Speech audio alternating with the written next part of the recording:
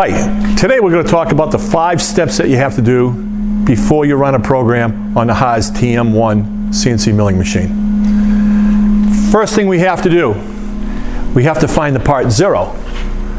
Looking at our blueprint that we have, our part 0, I know, is in the top left corner. Okay? So what we're going to do is we're going to call up our probe, our Renishaw probe. We're going to set it up and we're going to have the probe pick up our datum point or our absolute 0. In order for me to do that, I have to go to the manual data input page, and I know my probe is in tool 10. I can just type this in, tool 10, call it up, M6.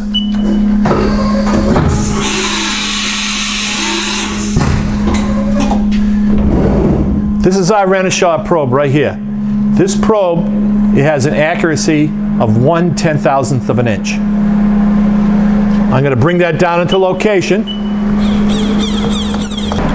Okay.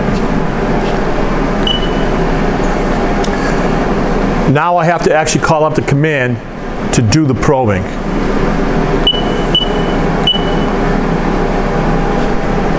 On this command right here, I am going to pick up corner 4. There is multiple ways of picking up our absolute 0. On this particular page right here, I can pick up a corner, and I am picking up corner 4 because it's the far back left corner of my part. I have to input some numbers right here, and for a HAAS, it actually tells you exactly what. It explains what you're looking for right here as far as inputting. Okay? I'm telling it to go down 1/2 inch before it actually picks up that corner.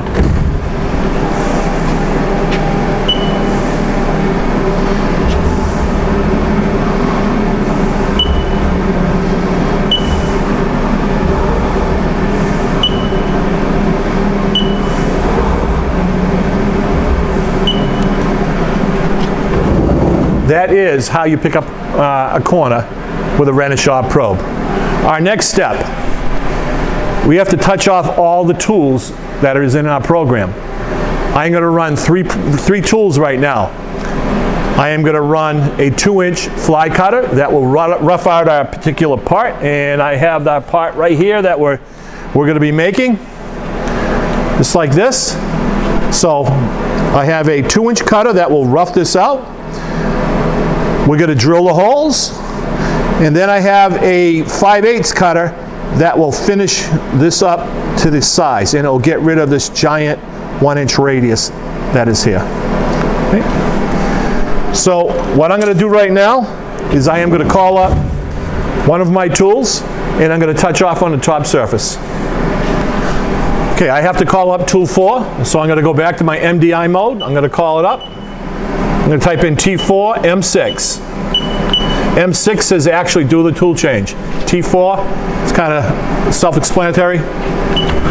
Call up tool 4.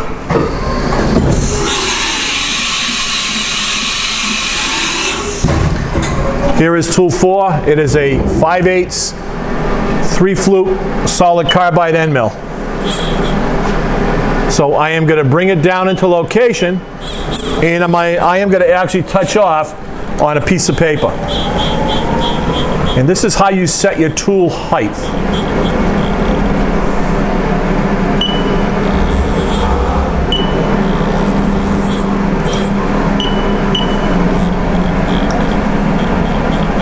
I am going to bring it down until it just slightly drags on top of this piece of paper. This piece of paper is 3/1000ths of an inch thick, so my tool will be actually 3/1000ths above the surface.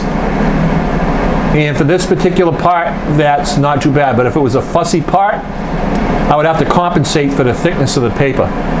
So the paper just actually dragged out. I can feel it dragging, so I know I'm 3/1000ths above that part. I'm going to hit tool offset measure, and tool offset measure will actually change the tool size or the tool length right here. Okay.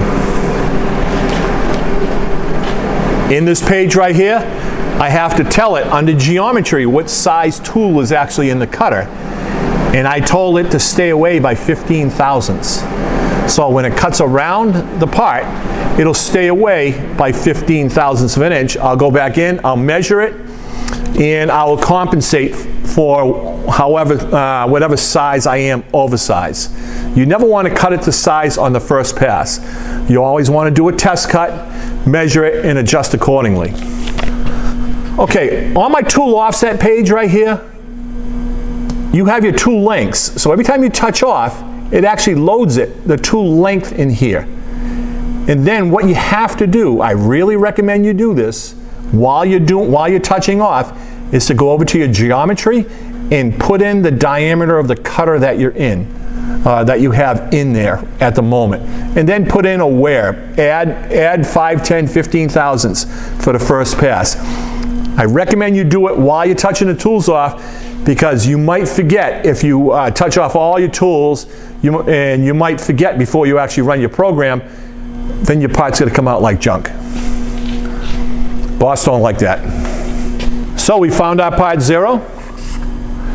We touched off our tools. We set our tool diameters, which I just showed you. Now I have to actually load the program. That's the next step. I'm just going to come under here. I'm loading it under a flash drive right now. I'm going to hit List Programs. The program that I'm going to run is Absolute Quiz Finish Tool. Okay. Just going to come over here. I'm going to hit Enter and hit Select Program. What it did was it actually loaded the program in right here. That's one of the last steps. I checked that off. Now I want to simulate the job. I want to actually see it run. So on this screen right here, I can come over here to my graphics page. I just hit it twice. I know it's always on page 2. I hit the cycle start button, and it will actually draw the part out. And this is the holes. And that is the actual finished cut. See. Now I can run the job. I did all those steps. I am ready to run this job. My tools are offset out, so I'm cutting bigger than what I need, which you want to do. I know all my tool heights are set. So the program's in there, ready to run. Come over here, I'll hit memory, keep it up in the memory page. You always got to make sure that you have the right job up here. Okay, I know that that's it right there, finish tool. Okay, here we go.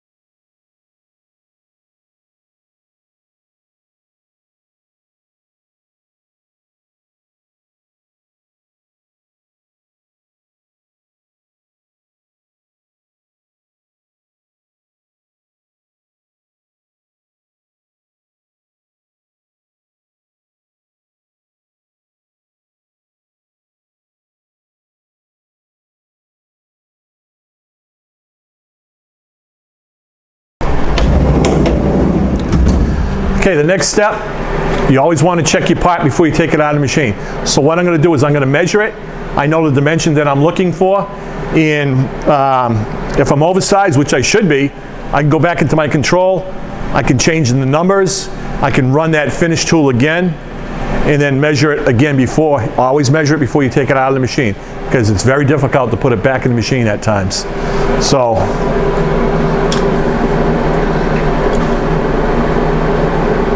I know I'm 16 thousandths too big right now, and I actually offset it 15 thousandths. So that cutter size is pretty close to the dimension that I put in there. So I'm just going to come into my control. I'm going to subtract 16 thousandths. So it actually goes into a -1 right now.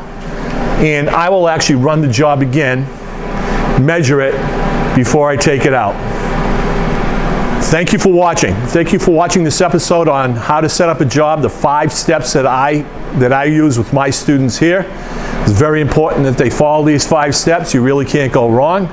Again, thank you for watching. I hope you guys got something out of this lesson, and we look forward to seeing you on future episodes.